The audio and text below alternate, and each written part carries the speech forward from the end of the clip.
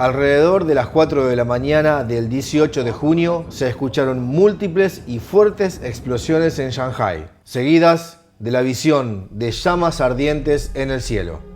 La increíble escena hizo que algunas personas llegaran a pensar que la guerra había estallado repentinamente entre China y Estados Unidos.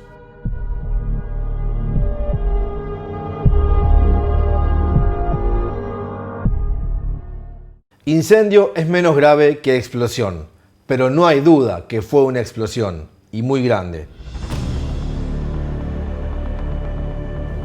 Un internauta escribió: ¿qué incendio? Fue claramente una explosión.